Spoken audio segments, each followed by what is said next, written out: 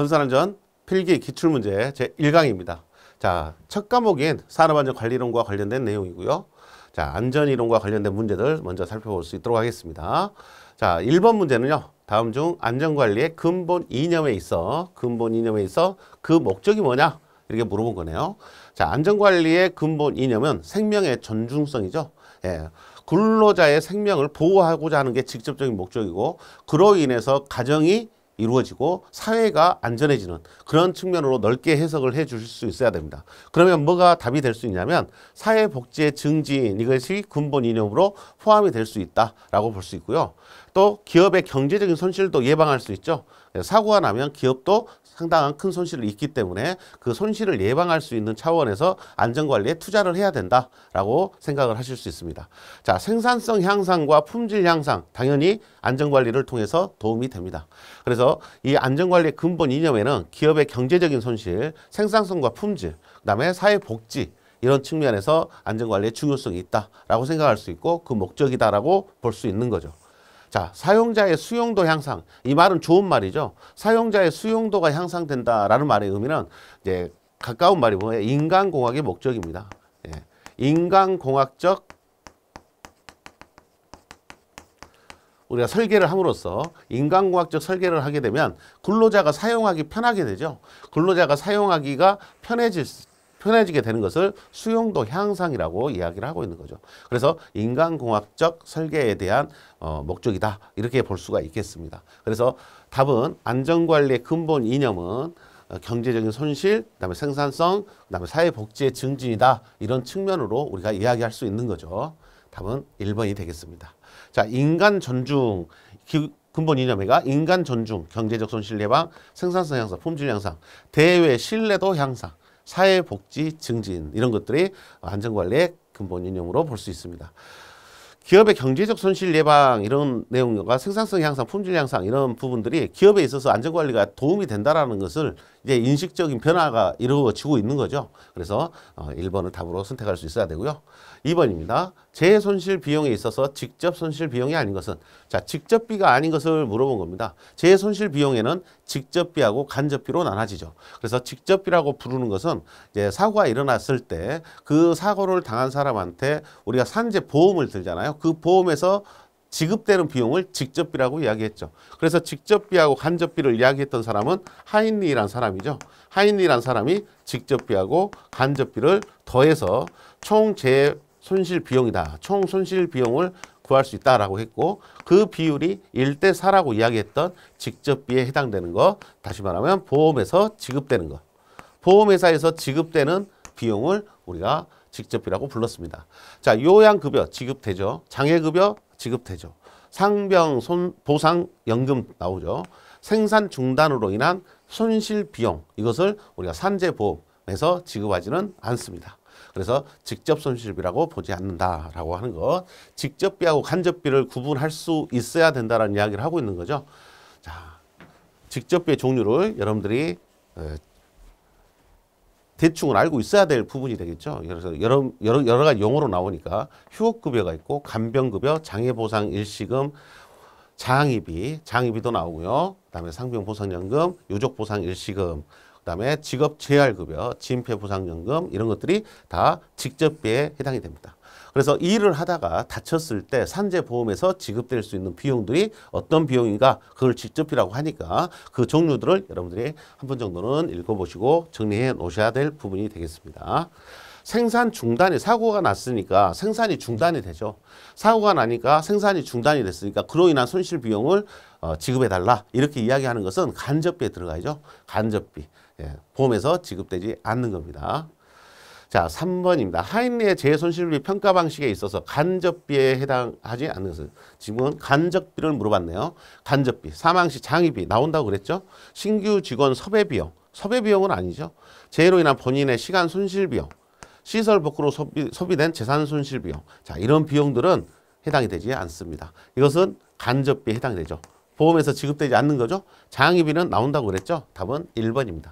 결국은 직접비하고 간접비를 섞어놓고 문제를 물어보고 있다는 이야기죠. 그래서 앞에 문제에서 봤던 직접비의 이 종류들을 여러분들이 정확하게 아는 게 중요하다. 말씀을 드릴 수 있겠습니다. 자, 답은 1번이 되죠. 1번은 무슨 비다? 직접비다. 그래서 나머지가 간접비로 여러분들이 판단이 되셔야 됩니다. 자, 4번은 다음에 해당하는 법칙이 뭐냐. 어떤 공장에서 330회 전도 사고가 일어났을 때 그 가운데 300회는 무상해, 29회는 경상, 중상 또는 사망은 1회의 비율로 1대 29대 300의 비율을 이야기하고 있죠. 누구의 법칙입니까? 하인리의 1대 29대 300의 법칙이죠. 예, 답은 2번이 돼야 되겠습니다. 자, 하인리의 기본 이론인 1대 29대 300의 법칙을 알고 있는지 물어본 내용이 되겠습니다. 1대 29대 300. 이제 버드는 1대 10대 30대 600이라는 법칙을 만들었죠.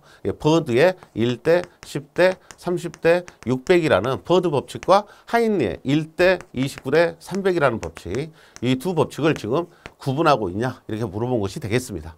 자, 버드 법칙은 요 내용이 되겠습니다. 하인리하고 버드 두 사람의 이론을 구분할 수 있도록 정리하셔야 됩니다. 자, 맞춰야 될 문제고요.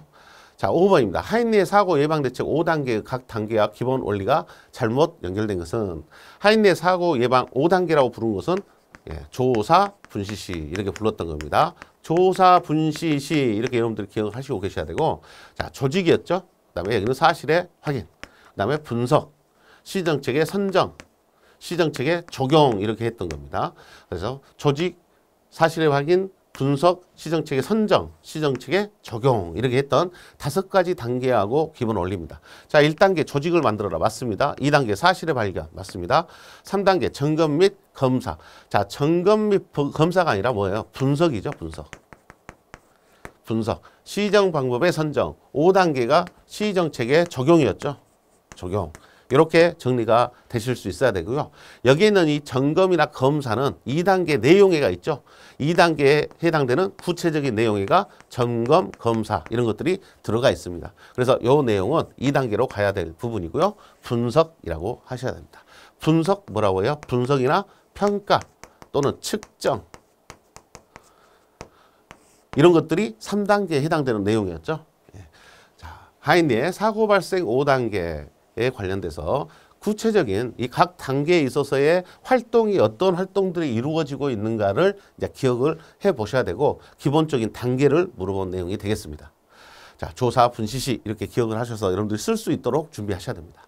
자, 6번입니다. 사고 예방 대책의 기본 원리 5단계 중 3단계의 분석 평가에 대한 내용으로 옳은 것은, 자, 분석 평가라고 부르는 것은 분석이란 말이 일반적으로 들어가 있어요. 그 다음에 측정, 또 평가 이러한 내용들이 나와 있는 것들이 3단계 내용에 해당이 됩니다. 자, 옳은 것은 했습니다. 자, 위험을 확인한다. 위험 확인은 사실의 확인 2단계하고 관련된 내용이죠.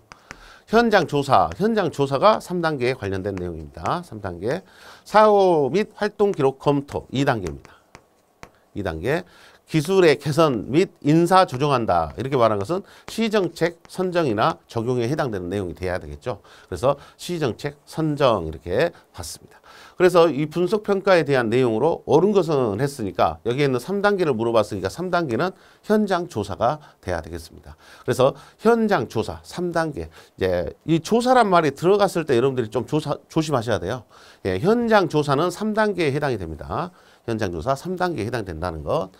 자, 뒤에 보시면 또 다른 문제가 나오겠습니다만 현장 조사가 3단계다라고, 또 기록 검토는 2단계다 이렇게 정리를 하실 수 있어야 되겠죠. 자, 7번입니다. 사고 예방 대책 기본 원리 5단계 중 2단계의 조치 사항이 아닌 것은, 자, 자료 수집한다 2단계에 해당되는 내용으로 맞습니다. 제도적인 개선이다. 자, 개선안을 제출했다라고 이야기. 개선안 아니니까 뭐겠어요? 시정책의 선정에 해당되죠. 시정책의 선정. 그 다음에 점검, 검사 및 조사를 실시한다. 자, 점검이나 검사가 언급되면 2단계로 봅니다. 2단계. 여기도 2단계예요. 작업 분석, 위험 확인. 자, 여기서 조심해야 할 게 이겁니다. 여기에 뭐라고 붙었습니까? 분석이라고 붙어 있죠. 분석이라고 붙어 있으면 여러분들이 몇 단계로 생각을 해버려요? 3단계로 오해를 많이 하더라 이 말이죠. 그래서 요 작업 분석 이렇게 나온 거 있잖아요. 작업 분석 이렇게 말하면 2단계로 여러분들이 판단을 하셔야 됩니다. 3단계가 아닙니다. 작업 분석은 분석이란 말이 붙어져 있지만은 몇 단계로 본다? 2단계로 본다. 작업에 대한 분석은 이 작업 분석이라고 부르는 것은 어떠한 작업이 이루어질 때 그 작업의 구체적인 내용이 어떻게 되는가를 알아보는 거예요. 그렇기 때문에 2단계에 해당되는 내용으로 구분하셔야 됩니다. 자, 일단은 여러분들이 최소한 간단하게는 뭘 알아야 돼요? 작업 분석해서 분석 붙어 있지만 3단계라고 보지 않는다는 거예요. 2단계로 판단한다. 2단계 내용이 맞습니다. 자, 여기는 4단계 개선안이기 때문에 4단계에 해당이 되겠습니다. 2번이 2단계에 해당되지 않는다라고 판단해 주셔야 됩니다. 점검이나 검사 이 말 나오면 여러분들 2단계라고 판단하셔야 되고 자료 수집도 기본적인 절차잖아요. 기본적인 내용이기 때문에 사실은 확인 단계에 들어가 있다라고 보셔야 되겠습니다. 자, 작업 분석 조심하자. 문제에서 작업 분석이 나오면 많이 헷갈려 하십니다. 3단계로 오해를 많이 한다. 자, 8번입니다. 사고 예방 대책 기본으로 5단계 중에서 2단계 사실의 발견에 관한 사항에 해당되지 않는 것은 자, 2단계가 아닌 걸 물어봤어요. 자, 사고 조사 2단계가 맞습니다. 2단계. 안전회의 및 토의 2단계가 맞습니다. 교육 훈련의 분석 나왔잖아요. 3단계입니다. 사고 및 안전활동 기록의 검토 2단계가 맞습니다. 자, 분석 나오니까 제가 몇 단계라고 써버렸습니까? 3단계라고 썼습니다. 그러니까 분석이라는 말이 분석, 평가, 측정 이렇게 나오면 3단계예요. 근데 작업 분석만 예외다 이야기예요. 그것만 잘 구분하시면 될 것 같고요. 여기도 헷갈리죠. 사고 조사는 2단계예요. 근데 현장 조사는 3단계다는 이야기죠. 그래서 현장 조사하고 사고 조사하고도 구분을 해 주셔야 됩니다. 자, 조사라는 말이 들어갔다고 해서 무조건 2단계다 또는 3단계다 판단하시면 안 되고요. 사고 조사는 2단계, 재조사는 3단계, 현장 조사도 3단계 이렇게 여러분들이 구분을 해 주셔야 됩니다. 자, 9번입니다. 5단계 시정체계 적용 중 3.2에 해당하지 않는 것은 자, 3.2를 물어봤습니다. 3.2라고 부르는 것은 기술 교육 동료죠. 기술 교육 동료. Education, Engineering, Enforcement.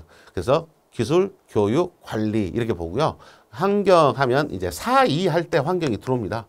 4.2에 할 때 추가되는 게 환경이에요. 그래서 기술 교육 관리, Enforcement, Engineering, Education 요 세 가지를 3.2라고 이야기를 하죠. 그래서 시정책의 적용에서는 이 세 가지 기술적인 측면에서의 대책, 교육적 측면에서의 대책, 관리적인 부분에서의 대책 이렇게 세 가지 대책으로 구분을 해서 시정책을 적용하자 이렇게 이야기한 거죠. 답은 4번입니다. 자, 버드의 새로운 도미노 이론으로 연결이 오는 것은 버드의 도미노 이론을 물어봤습니다. 버드는 세관기 직사 이렇게 불렀죠. 그래서 세관기의 직사 또는 통기 직사 이렇게도 부르죠. 자, 관리 세관기 직사인데요. 자, 버드가 세니까 세관기 직사 상 이렇게 해서 정해 놓으시고 자, 관리의 부족이었죠. 관리의 부족이니까 제어의 부족 이 말이 맞는 말이 되고요. 그 다음에 기본원인, 직접원인, 사고, 상해 요 순서대로 되어 있습니다. 자, 이게 누구 겁니까? 버드 이론입니다. 1번이 답입니다. 자, 2번은 관작전사, 아관작전사죠. 아관작전사 누구 겁니까? 아담스 거라는 것을 여러분들이 눈치채셔야 되고 유전과 환경, 인간의 결함 이렇게 불안정 행동 상태 재상해 이렇게 불렀던 거. 이 내용하고 여 내용하고 아주 비슷하죠. 개인의 결함 이렇게 나와. 이게 우리가 알고 있는 누구 거예요? 하인리 거예요. 자, 여기에 있는 이 내용이 웨버라는 사람 겁니다. 웨버. 네.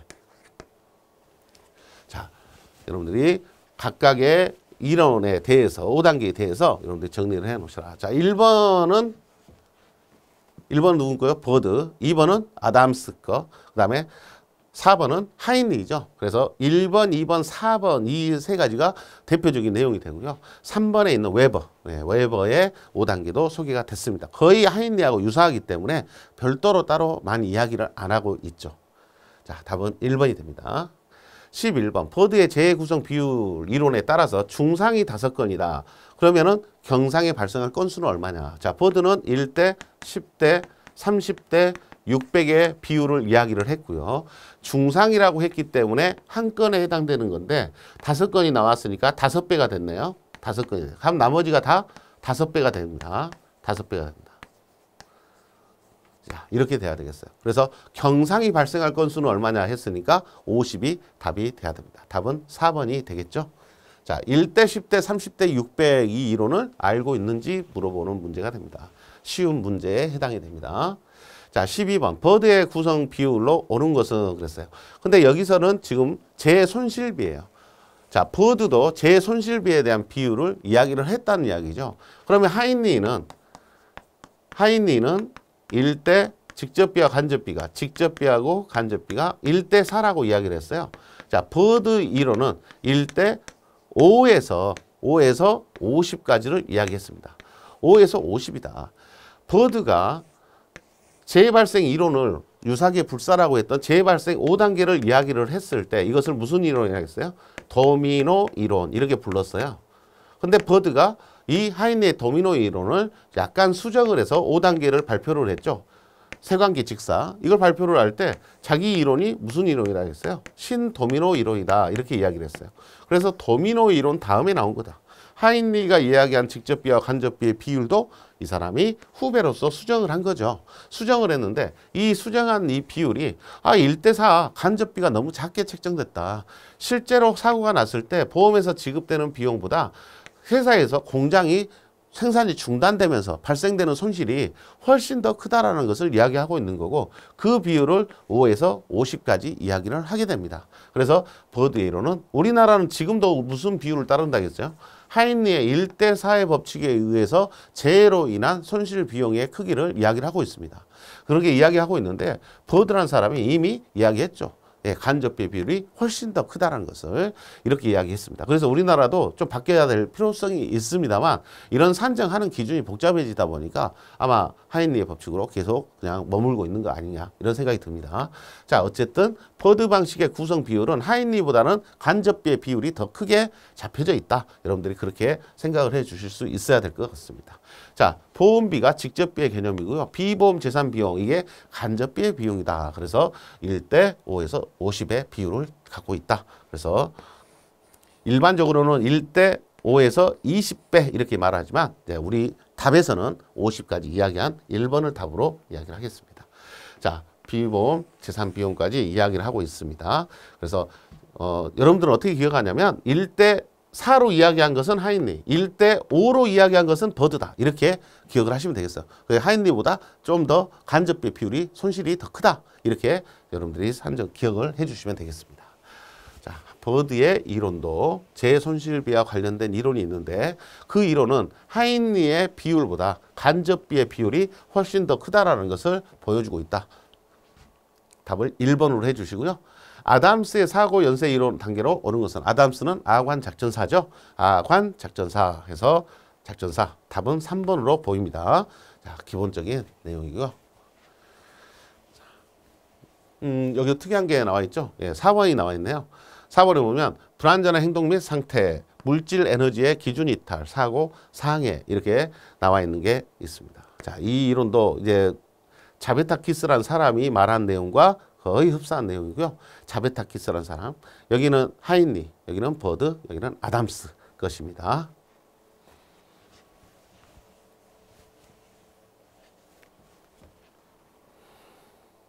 자, 14번입니다. 아담스의 재연쇄 이론에서 작전적 에라. 아담스는 아관 작전사라고 했잖아요.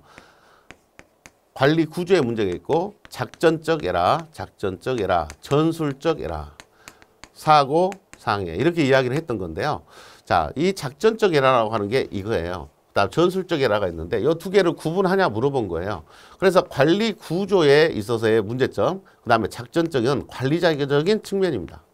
관리자적인 측면이고 전술적인 근로자의 측면이에요. 그래서 이 전술적 에라는 불안전한 근로자들의 불안전한 행동,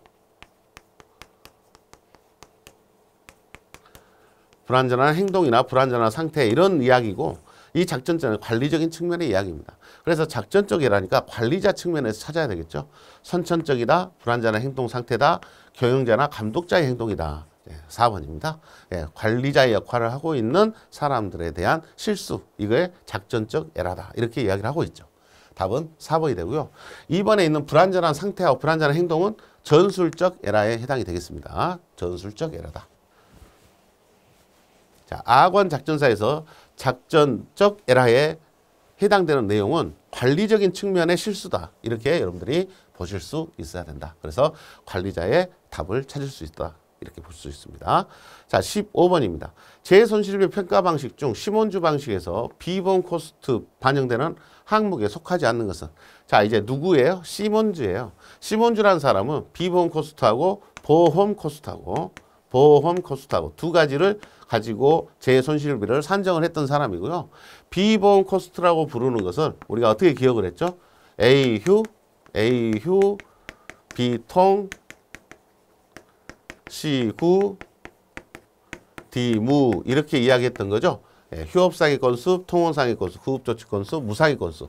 A, B, C, D는 금액이라고 이야기를 드렸던 내용입니다. 그래서 비보험 코스트에 반영되는 항목에 속하지 않는 것은 A휴, B통, C구, 구급조치가 응급조치죠. 그 다음에 무손실 사고 건수가 아니라 무상의 건수죠. 무상의 건수입니다. 이 무상의 건수에 대해서 알고 있는지를 물어본 것이 되겠습니다. 자, 그래서 속하지 않는 것은 했기 때문에 무손실 사고가 아니라 무상해다. 무상해하고 무손실은 다르죠. 무손실이라는 것은 인명의 손실, 인명의 상해나 또는 재산상의 손실이 포함되지 않은 것을 무손실이라고 부르는 건데요. 우리 무상해 사고라고 부르는 것은 사람은 안 다쳤지만 사고는 일어난 거죠. 그렇기 때문에 무손실 사고 건수하고는 거리가 있다. 답을 4번으로 정확하게 이렇게 알고 있냐. 무상해 건수냐 무손실 사고냐 이렇게 사고 건수냐 이거 구분하라는 이야기가 돼버렸죠. 이 문제의 의도는 무손실과 무상해를 구분할 수 있어야 된다는 것을 이야기하고 있습니다. 자, 16번은 시몬주 방식으로 재코스트를 산정할 때 재분류와 설명으로 옳은 것은 이렇게 물어본 겁니다. 자, 무상해 사고다라고 나온 게 있어요. 이 무상해 사고라고 부르는 것을 20달러 미만의 재산 손실이 발생한 사고다라고 이야기했습니다. 자, 여기에 나오는 이 무상해 사고를 설명하고 있는 20달러 미만의 재산 손실이 발생한 사고 이렇게 부르는 것은 20달러 이상이라고 고쳐야지 맞는 말이 됩니다. 20달러 이상이라고 해야 무상해 사고가 해당이 되고요. 그 다음에 휴업상해다 해서 영구 전노동 불능 이렇게 부르는 것은 이것은 거의 사망이에요. 사망과 같은 의미가 돼버립니다. 이제 노동으로서는 사망과 같은 거예요. 영구히 노동을 할 수 없는 상해니까. 자, 휴업상해라는 것은요. 일을 해야 되는데 못하고 있는 일수가 발생이 된 거죠. 발생이 됐다가 그 기간이 지나면 어때요? 다시 일을 하죠. 하지만 영구 전노동 불능이라고 부르는 것은 앞으로 영원히 일을 못한다라고 판정이 돼버린 거죠. 그래서 휴업상해에는 영구 전노동 불능 상해가 들어가 있지 않습니다. 영구 일부 노동 불능이라고 해야지 맞습니다. 영구 일부 노동 불능 이렇게 이야기를 해야 내가 신체 일부가 영구히 문제가 되더라도 이제 일을 할 수는 있는 거죠. 내가 전 노동 불능이 아니라 일부 노동이니까요. 그 다음에 응급조치 상해 일시 전노동 불능 이것도 일시적으로 노동을 할 수 없다는 이야기예요. 그러니까 어떻게 해요? 쉬어야 되죠. 일시적으로 내 노동을 전체를 할 수 없다. 그래서 휴업 상해로 들어가야 됩니다. 그래서 여기에 있는 응급조치 상해를 설명한 말이 아니고요. 자, 이 부분이 요 위로 휴업 상해로 들어가야 맞는 말이 됩니다. 자, 통원상해라고 부르는 것은 일시 일부 노동 불능이다 라고 해서 일시적으로 내 노동의 일부를 쓸 수 없다 이 말이죠. 일시적으로 사용을 없는데 좀 있으면 쓸 수 있다는 이야기죠. 이런 것들을 통원상해라고 부릅니다. 일시 일부 노동 불능 이렇게 부르는 게 통원상해 해서 답은 4번이 답이 돼야 된다. 이렇게 말씀을 드릴 수 있고요. 자, 이 내용을 정리를 한번 하셔야 되겠죠. 좀 헷갈리니까 정리를 하셔야 되는데, 자, 휴업상이라고 부르는 것은 영구 부분노동 불능이에요. 영구 전노동 불능이 아니라 부분노동 불능이 돼야 되고요. 또 일시적으로 전노동 불능도 휴업상해로 봅니다. 일을 할 수 없으니 좀 쉬어야 된다. 쉬었다가 다시 일을 할 수 있다 이야기고요. 근데 영구 전노동 불능이라고 해버리면 영구로 일을 못한다는 것이 돼버리기 때문에 말이 안 되고요. 통원상해다 부르는 것은 일시 부분노동 불능, 의사의 조치를 요하는 통원상해. 그래서 일시적으로 부분적인 노동이 할 수 없는. 그게 일시적이니까 뭔 말이에요? 이 부분이 내가 손가락을 다치면 손가락을 일시적으로 못 쓰죠.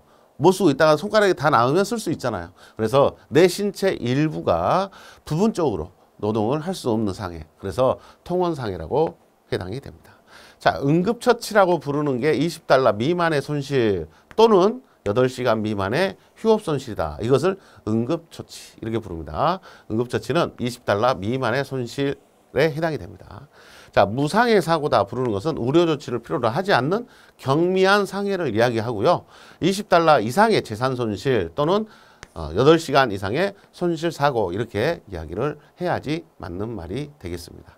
자, 그래서 앞에 문제에서 무상해 사고 이렇게 불렀잖아요. 이 무상해 사고에 대해서 $20 이상 이렇게 쓰면 맞는 말이 될 수 있다. 이렇게 말씀을 드린 겁니다. 자, $20 금액으로 이야기한 게 있죠.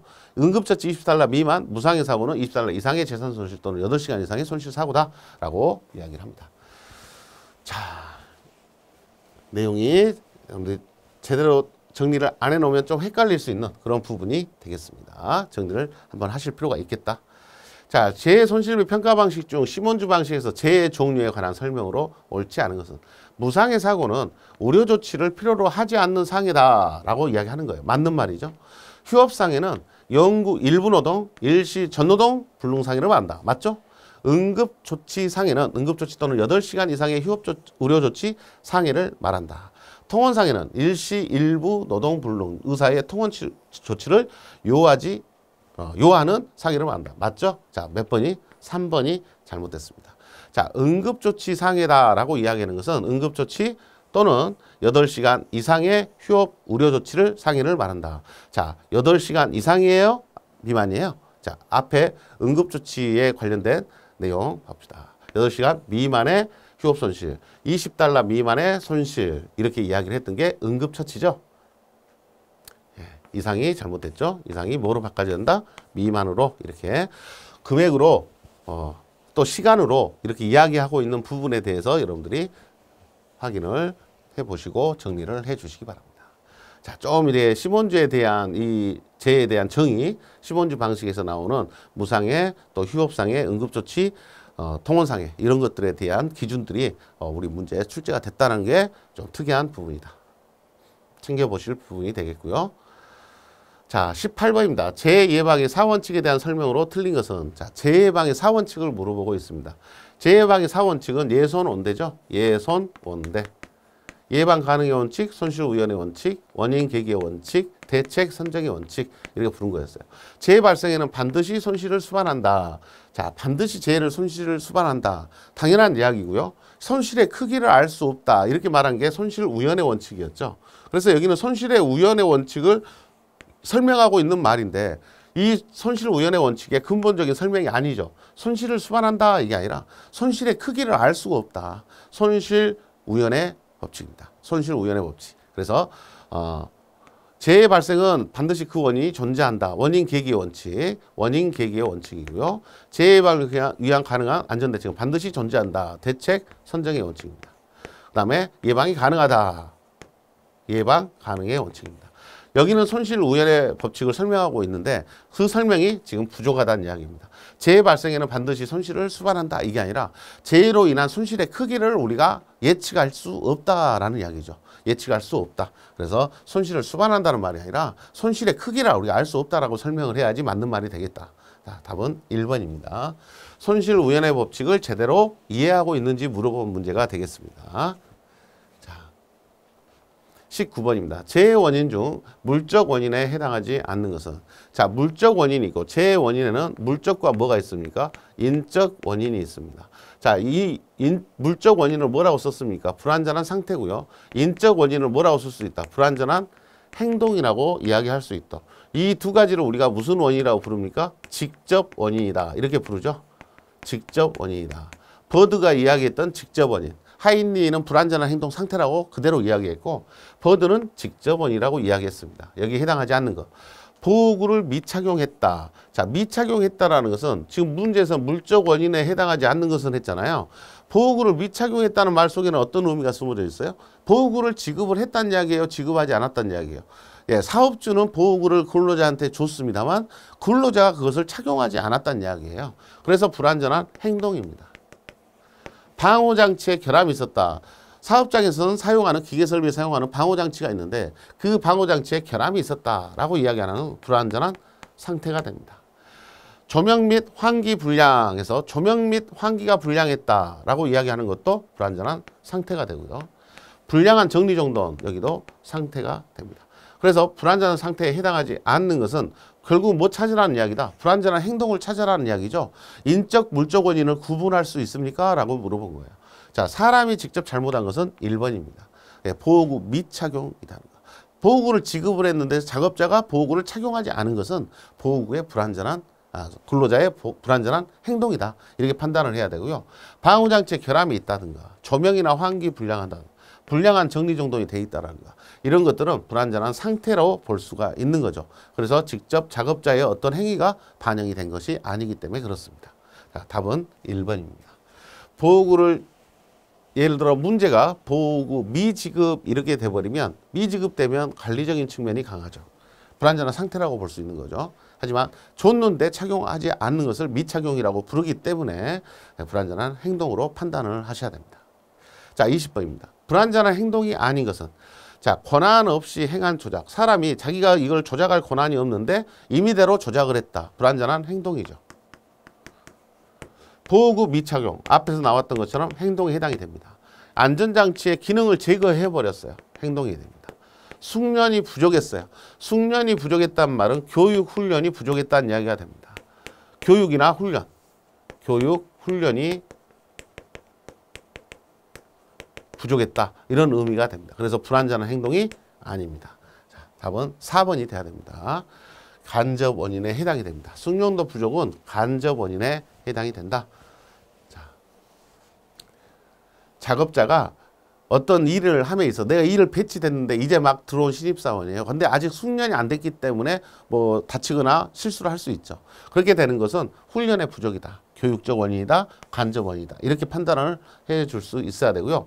불완전한 행동은 직접 원인이잖아요. 그래서 직접 원인이 아니다. 이렇게 찾을 수도 있고 불완전한 행동이라고 부르는 것들은 근로자의 어떤 행위하고 관련이 돼야 한다. 근로자가 안전장치 기능을 제거했다. 근로자가 조작을 임의대로 했다. 근로자가 보호구를 착용하지 않았다. 이렇게 이야기가 될 수 있어야 된다는 거죠. 자, 근로자가 어떤 행위를 했을 때를 불완전한 행동이라고 부르고요. 숙련도 부족은요. 교육 훈련의 부족으로 봅니다. 자, 답은 4번이 돼야 된다. 21번입니다. 재해 간접 원인 중 기초 원인에 해당하는 것은 자, 기초 원인이라고 부르는 것이 있는데 이 재해를 일으키는 직접 원인과 간접 원인. 직접 원인이 있고 간접 원인이 있는데 똑같은 말이에요. 직접 원인은 불완전한 상태가 있고 불완전한 행동이 있다. 근데 지금 여기서 기초 원인에 해당하는 것은 이렇게 물어봤어요. 근데 불완전한 상태라고 나왔으니까 무슨 원인이에요? 얘는 간접 원인도 아니에요. 직접 원인이지. 그럼 불완전한 행동도 어디예요? 직접 원인이에요. 간접 원인 자체가 아니죠. 그럼 4번과 1번은 답이 될 수가 없어요. 그럼 관리적인 원인과 뭐가 있어요? 신체적 원인 두 가지가 있다 이 말이죠. 그래서 기초 원인에 해당되는 것은 이 관리적 원인과 신체적 원인 중에서 뭐가? 관리적 원인이 기초 원인에 해당이 됩니다. 그래서 이 관리적 원인에 해당되는 내용들이 자, 간접 원인, 직접 기초 원인하고 뭐가 있다? 2차 원인이 있다. 근데 기초 원인은 학교 교육적 관리와 관리적 원인 이 두 가지가 기초 원인에 해당이 됩니다. 그래서 여러분들이 기초 원인과 2차 원인, 신체적 원인, 정신적 원인, 안전교육적 원인, 기술적 원인 이런 것들을 2차 원인이다. 이렇게 구분하고요. 기초 원인은 관리적 원인을 포함해서 교육적, 학교 교육적 원인 이런 것들을 기초 원인이라고 구분한다. 라고 해서 답을 기초 원인은 2번으로 답을 해 주셔야 됩니다. 자, 여기가 학교 교육적 원인 이렇게 나와버리면 문제가 이제 너무 쉬워져 버리니까 관리적 원인 이렇게 해서 집어넣고요.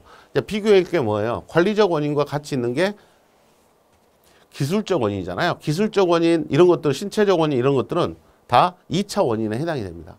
그래서 이 신체적 원인은 간접 원인 중에서 몇 차 원인? 2차 원인이고 얘는 간접 원인 중에서 기초 원인에 해당된다. 1번과 4번은 직접 원인이기 때문에 간접 원인의 종류에 들어가지도 않는다 하는 이야기입니다. 이렇게 구분을 할 수 있는지를 물어보고 있습니다. 자, 간접 원인의 종류 여러분들이 아랫부분 한번 챙겨 보셔야 될 부분이 되고요. 22번이다. 간접적 원인과 관계가 가장 먼 것은 간접 원인과 관계가 가장 먼 것은 스트레스, 안전수칙의 오해, 작업 준비의 불충분, 안전방호장치의 결함. 자, 간접 원인과 거리가 먼 것은 했으니까 이 중에 뭐 있다는 이야기죠? 직접 원인이 있다 하는 이야기요. 직접 원인이니까 불완전한 행동과 불완전한 상태를 찾으라는 이야기죠. 불완전한 행동과 상태를 찾으러 가니까 뭐가 있습니까? 불완전한 상태가 있네요. 방호장치에 결함이 있었다라고 이야기하는 거 답은 4번이 돼야 되겠습니다. 이 방호장치 결함은 불완전한 상태에 해당이 되고 스트레스는 무슨 원인이에요? 정신적인 원인이 됩니다. 정신적 원인, 안전수칙의 오해, 교육적 원인입니다. 작업 준비의 불충분, 관리적인 측면입니다. 관리적인 측면이다. 해서 나머지는 다 간접 원인이다. 이렇게 볼 수가 있겠습니다. 작업 준비가 불충분했다는 것은 관리적인 측면이고 안전수칙에 오해가 있었다는 것은 안전수칙을 오해했다면 교육이 제대로 안 됐다는 이야기예요. 교육적 원인이다. 또 스트레스로 인해서 정신적인 문제가 생길 수 있죠. 이런 것들이 간접 원인이다. 방호장치의 결함은 불완전한 상태, 직접 원인의 한 종류로 구분을 해 주셔야 됩니다. 자, 23번입니다. 간접 원인에 해당되지 않는 것은 자, 기술적 원인, 간접 원인 맞죠? 불완전한 상태는 직접 원인이죠. 불완전한 상태와 행동은 직접 원인이라고 이야기했습니다. 지금 문제에서 기본적으로 뭘 물어보고 있는 거예요? 지금 이런 문제들이 직접 원인과 간접 원인을 구분할 수 있냐 이거 물어보고 있는 거죠. 그래서 여러분들이 직접 원인과 간접 원인의 의미를 생각을 확실하게 판단을 할 수 있도록 정리를 하셔야 됩니다. 불완전한 상태, 불완전한 행동 이런 것들은 직접 원인이다. 답은 2번이 되겠습니다. 자, 24번. 간접 원인 중 교육적 원인이 아닌 것은 그랬어요. 교육적, 수칙을 오해했다. 아까 말씀드렸던 수칙을 오해한 것은 뭐가 부족한 거다? 교육이 부족한 거죠. 경험 훈련의 미숙, 이것도 마찬가지로 교육이 부족한 거죠. 안전 지식도 교육이죠. 예, 답은 쉽게 4번. 작업 지시의 부적당이다. 작업 지시가 부적당했다라는 것은 관리적인 측면이죠. 관리적인 측면에 문제점이 있다. 이렇게 볼 수 있겠습니다. 답은 4번으로 가셔야 돼요. 자, 25번입니다. 작업 재해 발생 원인의 연쇄 관계상 재해 발생 원인을 관리적인 면에서 분류한 것과 가장 관계가 먼 것은 자, 인적 원인 있고요. 기술적 원인, 교육적 원인, 작업 관리상의 원인 해서 발생 원인을 관리적인 면에서 분류한 것과 가장 관계가 먼 것은 이렇게 불렀어요. 그럼 관리적인 면에서 이야기하는 거니까 가장 관계가 먼 것은 뭐가 되겠어요? 인적 원인이 뭡니까? 이것은 직접 원인이에요. 자, 관리적 원인은 뭐예요? 간접 원인이에요. 그러니까 직접 원인과 간접 원인 구분하는 이야기입니다. 자, 인적 원인은 직접 원인에 해당이 됩니다. 관리적인 측면에서 기술, 교육 이런 것들이 다 관리적인 측면이잖아요. 인적 원인. 이 문제도 말은 이렇게 했지만 결국은 관리적인 면 이 말을 하는 순간 이게 무슨 원인이에요? 간접 원인이다. 그래서 이것과 거리가 먼 걸 찾으라 했으니까 뭐 찾아라? 직접 원인 찾아라 하는 이야기로 판단을 해 주셔야 됩니다. 답은 1번이 되겠습니다. 자, 26번입니다. 설비적 요인이 아닌 것은 했어요. 설비적인 요인이 아닌 기계 설비의 설계상 결함. 설비 이야기죠. 방호장치 설비 이야기예요. 작업 표준 설비입니다. 작업 환경 조건 이것은 작업 환경적 요인이죠. 작업 환경 조건의 불량 이렇게 해서 설비가 아니라 작업 환경을 이야기하고 있기 때문에 관리적인 요소로 볼 수 있겠습니다. 관리적 요인이다. 여기는 설비적 요인을 물어봤기 때문에 설비하고 직접적인 관련이 있는 것들이 맞는 말이 되고요. 4번은 작업 환경이기 때문에 설비하고 관련이 없다. 답을 4번으로 하셔야 됩니다. 자, 지금부터는 제2론과 관련된 문제가 되겠습니다. 27번입니다. 재해 발생 형태 중 재해가 일어난 장소나 그 시점에 일시적으로 요인이 집중되어 사고가 발생하는 유형을 뭐라 하냐. 자, 일시적으로 요인이 집중되어 해서 우리가 집중형이라고 부르는 겁니다. 집중형 이렇게 부를 수 있는 거. 재해가 일어날 때 여러 요소들이 일시적으로 한 곳에 이렇게 요인이 집중됐다. 이렇게 부르는 것을 집중형이라고 하는데 연쇄형, 복합형, 결합형, 단순 자극형 해서 이 4번이 집중형과 같은 의미다. 이렇게 구분할 수 있는지 물어보겠습니다. 답 4번으로 하셔야 되죠.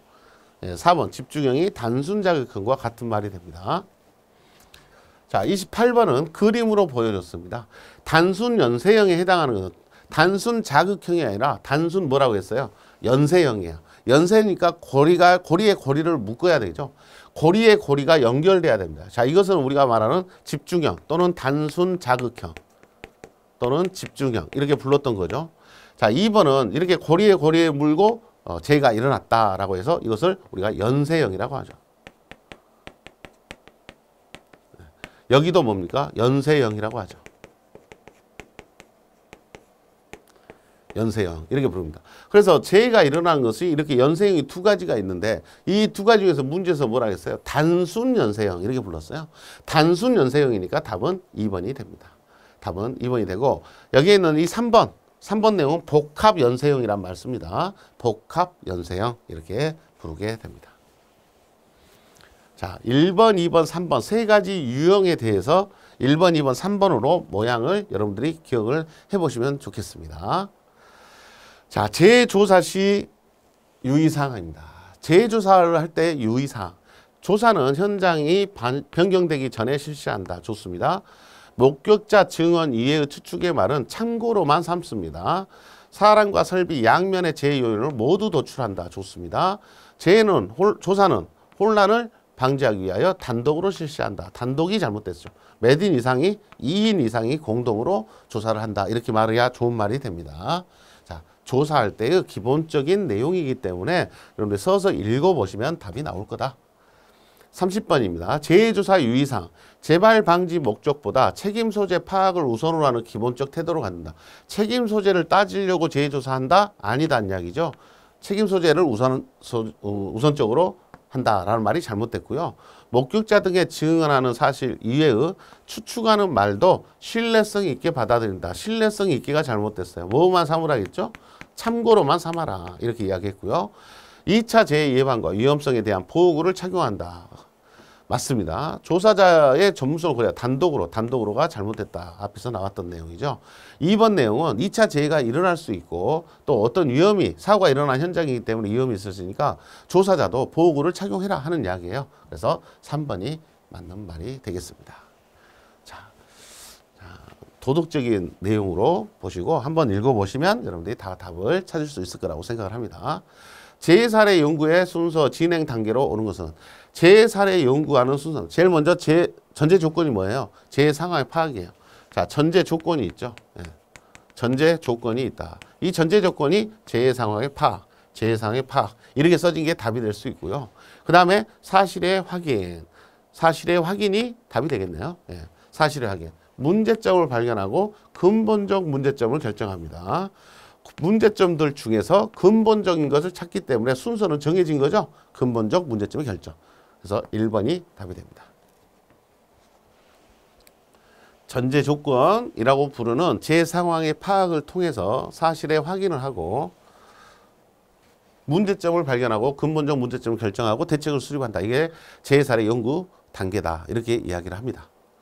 32번 재해 사례 연구의 주된 목적 중 틀린 것은 자, 목적이 뭐냐? 재해 요인을 체계적으로 규명하여 이에 대한 대책을 세우기 위함이다. 맞습니다. 재해 요인을 조사해 책임 소재를 명확히 하기 위하면 책임 소재 자꾸 따지면은 은폐가 된다. 그래서 좋은 방법이 아니라고 그랬죠. 재해 방지의 원칙을 습득해서 이것을 일상 안전 보건 활동에 실천하기 위해서다. 참가자의 안전 보건 활동에 관한 견해나 생각을 깊게 하고 태도를 바꾸게 하기 위함이다. 자, 나머지는 다 맞는 말이지만 책임 소재를 자꾸 따지려고 한다. 2번이 좋은 재해 사례 연구의 목적이다. 보기가 힘들죠. 재해 사례 연구를 하는 것은 뭐예요? 재발 방지죠.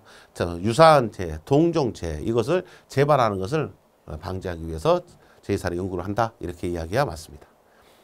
33번입니다. 재해 사례 연구를 할 때 유의해야 될 사항으로 틀린 것은 과학적이어야 한다. 좋죠. 논리적인 분석 가능하다. 주관적이고 정하죠. 주관적이고 이 말이 잘못됐습니다. 도덕 문제입니다.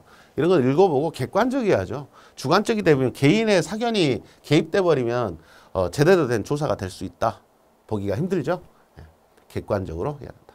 34번 산업재해 발생의 기본 원인 포엠에 해당하지 않는 것은 자, 재해 발생의 기본 원인 포엠, 맨, 머신, 미디어, 매니지먼트를 이야기합니다. 맨, 머신, 미디어, 매니지먼트, 매터리얼 이 내용이 빠져야 되고요. 이 매터리얼에 들어가는 포엠도 있어요. 포엠 이렇게 볼 때 이것은 안전의 사임이라고 합니다. 안전의 사임. 안전의 포엠 이렇게 불렀을 때 맨, 메소드, 맨, 매터리얼, 메소드, 매니지먼트. 제가 말을 잘못했나요? 맨, 머신, 미디어, 매니지먼트 이렇게 있고요. 맨, 머신, 미디어, 매니지먼트가 여기 있는 기본은 재해 발생의 원인 포엠이고요. 맨, 머신, 머신 똑같이 들어가네요. 머신, 매터리얼 메소드. 네, 이렇게가 안전의 사엠이라고요. 안전의 포엠. 자, 이 매터리얼은 안전의 포엠에 있는 말이에요. 기본 재원인 포엠이 아니에요. 그래서 여러분들이 이걸 헷갈려 한다 이 말이죠. 이 두 가지를 헷갈려 하기 때문에 재발생 기본 원인, 그냥 재원인 포엠이 뭐냐 이렇게 정리를 하시고 매터리얼과 메소드 이 두 가지가 안전의 사임이기 때문에 여러분들이 헷갈릴 수 있으니까 구분을 하시면 좋겠는데 뭐 여력이 되시면 하세요. 예, 재발생 원인 포엠과 안전의 포엠 두 가지가 있다. 포엠이 문제에서 주로 물어본 것은 재발생의 기본 원인 포엠인데 안전의 포엠을 물어볼 수도 있다. 안전의 포엠을 물어볼 수도 있다라는 것은 열어두고 계셔야 됩니다. 매터리얼 메소드가 들어가면 안전의 사엠이 됩니다. 안전관리의 대상 포엠 이렇게 이야기를 합니다. 예, 답은 2번이 됩니다. 자, 35번 재발생 긴급 조치 사항을 물어보고 있습니다. 긴급 조치 사항을 올바른 순서로 배열한 것은 해서 우리가 재해가 일어나면은 제일 먼저 긴급 조치를 한다 그랬죠. 긴급 조치를 한 다음에 재조사를 한다 그랬어요. 재조사 들어가면 원인 강구, 대책 수립, 대책 수립 됐으면 실시 계획, 실시 평가 이렇게 한다 그랬죠. 그래 재해 발생이 일어났을 때 재해가 일어나게 되면 한번 써볼까요, 여러분들이? 재해가 일어나게 되면 긴급 처리를 하라. 처리를 하자. 긴급 처리를 하자. 재조사를 한다. 원인을 찾게 된다 했죠. 원인 강구가 나왔고요. 원인을 찾게 되면 대책을 수립할 수 있다. 대책 수립이 되고 대책 수립되면 실시 계획을 세워라. 실시 계획을 세우고 계획대로 실시를 해라. 그 다음에 확인을 해라. 이렇게 이야기했어요. 확인 평가. 이렇게 이야기한 거였는데 여기에 긴급 처리 순서가 뭐뭐냐 이 순서를 물어본 거죠. 제일 먼저 뭘 하죠? 예, 피제 기계 정지죠. 피제 기계 정지 이게 1번이에요. 피제 기계를 세우고 나서 피제자의 응급처치를 합니다. 이게 2번입니다. 그 다음에 관계자에게 통보한다. 그 다음에 2차 재해 방지한다. 이게 현장 보존이 마지막이 되겠네요. 그래서 디귿, 미음 이렇게 가야 되겠네요. 디귿, 미음, 니을, 니은. 예, 답은 2번이 답이 되겠습니다. 긴급 처리의 5가지 순서를 알고 있냐 이게 물어본 거죠. 예, 답은 2번이 돼야 되겠습니다. 재해가 일어났을 때 긴급 처리를 어떻게 할 것인가 그 순서를 물어보고 있는 내용이 되겠습니다. 이 순서를 알고 있다는 것은 이미 재해가 발생됐을 때 절차를 다 알고 있어야 된다. 그런 취지로 여러분들이 보셔야 될 부분이 되겠습니다. 자, 36번입니다. 중대재해에 속하지 않는 것은 중대재해 몇 명이죠? 사망자 1명, 3개월 이상 2명, 10명 동시 이 말이었죠. 예. 1명, 2명, 10명 이 기준을 알고 있으면 답을 찾을 수 있고요. 사망자가 2명이니까 중대재해에 해당하죠. 부상자가 동시에 7명이니까 10명이 안 되죠. 질병자가 11명이니까 10명 이상이니까 해당되죠. 3개월 이상의 요양이 필요한 부상자가 동시에 3명 이상, 2명 이상이니까 해당이 되죠. 2번입니다. 2번은 부상자가 동시에 7명이 아니라 10명 이상이 돼야 되죠. 10명 이상. 답은 2번이 중대재해에 포함되지 않는다라고 판단할 수 있습니다.